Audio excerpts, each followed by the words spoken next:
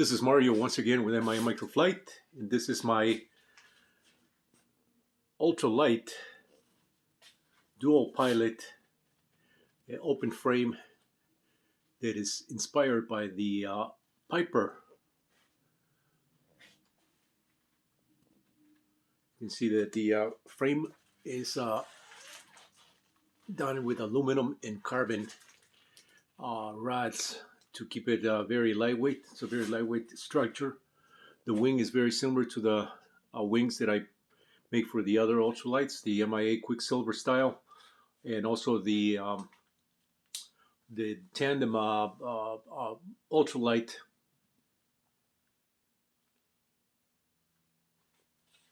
This one's also a tandem seat arrangement with the two pilots. And I should really get this going, get it into do some flights with this.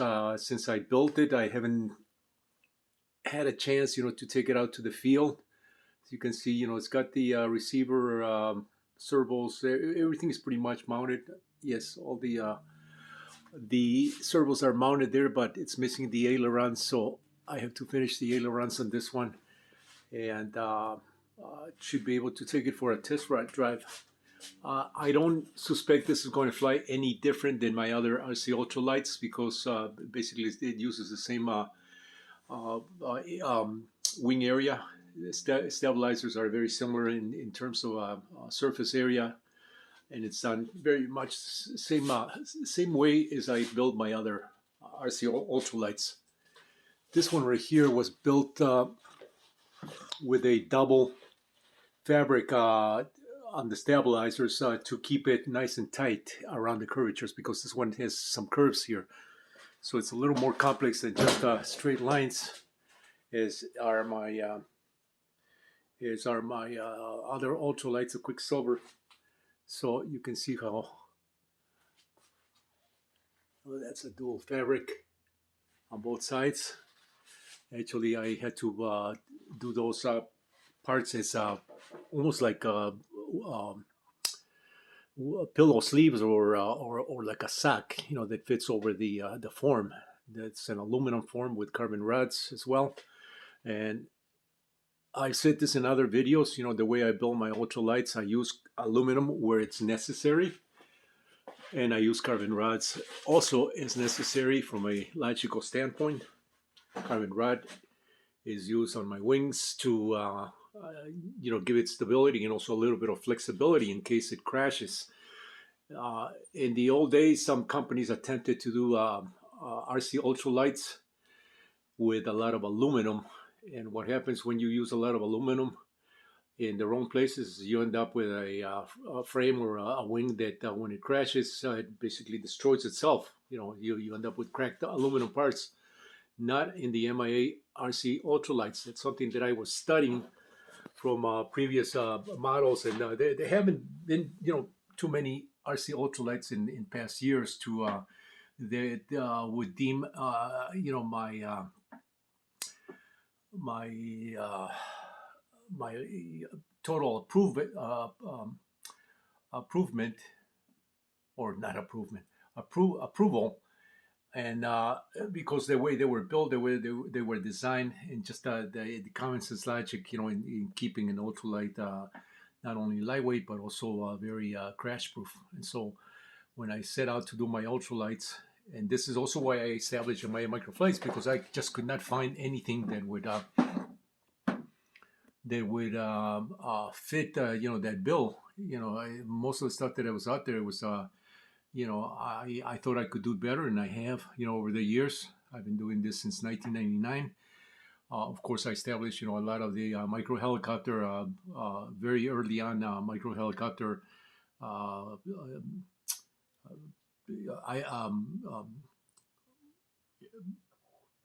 models, so I say airplanes. I'm trying to think here, with the, with some micro palm size micro helicopters, such as the MIA Robin 280, the Housefly palm size helicopters. and the Bumblebee. If you look at those three particular names, you'll find those on the internet. Not a lot, because I'm a very small company. And when I was selling them, I was selling them in kit form before all these companies came out and started selling, the similar items. Which in that case, I took all my original parts that I did for my original helicopters. I was selling them as upgrades, for a lot of these micro helicopters. There was Microsoft Micro that were coming out, and after the years I had already pioneered and established, those lines. So, but I knew that was going to go away. That wasn't going to last more than a few years. And I knew that when that happened, I would have to take out my secret weapons, which were, the ultralights and microlights that I had developed back in the '80s. If you care to read about that history on the RC Microlight, I have a full section in my website. If you go there and you just hit the link to the history on the RC Microlights, you'll find that the whole section on how I established that, and the roots, ramifications of that, of those endeavors. And so, I knew I was going to come full circle back to the RC Microlights and ultralights. And what you're seeing is the result of those all those things that I talk about, and the reasons why I established my microflight is because I just could not find anything. And to this day, you will not find anything similar to my RC Microlights and ultralights. I mean, you can see here, how cool this microlight is, and this is one of these microlights that has not gotten a lot of attentions because I have not published that much. But then again, the algorithms that the way that they're structured, also have a part on a lot of the videos that not recently, but since they started doing the algorithm thing, with a lot of these videos, people posting videos on YouTube and over the internet, I started my video count started decreasing little by little, and so I have not been pushing this either, because as the years have gone by, I've gotten older, and really my interest has not been so much on pushing the marketing these things. I still sell these guys word of mouth. A lot of my customers are kind of silent. I believe I have a my take on that, and my belief is that people buy these things and then they show it to somebody else, and then that's how I get my customers, from word of mouth.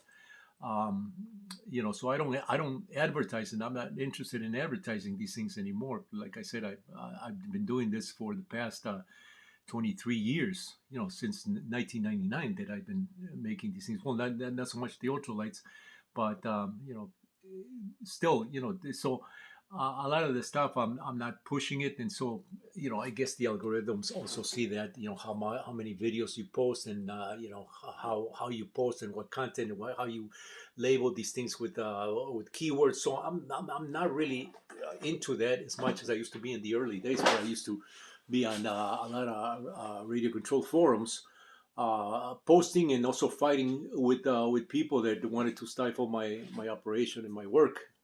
And so I'm not interested in that anymore.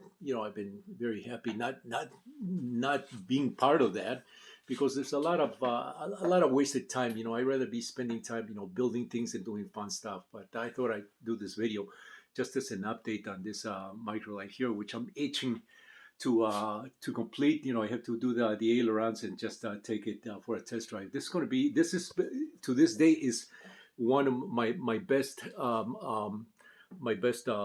ultralights, and I have so many ultralights that I've done. I mean, I've done larger ones. I'm just going to skim over that area there. You can see that ultralight there that you don't see that well. That's also an open frame design, and it's based on a blue core foamy that I did quarter scale a while back, and I showed those. I was just getting a feel for lift in my backyard, and you can see those videos also on my YouTube channel. But this is one of my pride and joy modeled designs. My latest design, which is basically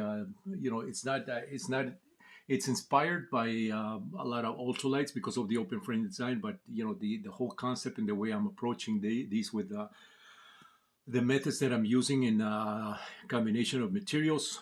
You can see that there's a lot of 3D printed parts as well. And just the way I designed this is all my my own. And this is how I would build, also a full scale one if I had the room to do that. Which unfortunately I don't, because I live in an area that's a very residential area. If I lived in the countryside, I would be building and flying these in full scale. But I wanted to do this video just to capture this, as I'm kind of itching once again, to get this finished and take it for a test drive. Anyway, stay tuned for more. This is Mario once again with my Microflight.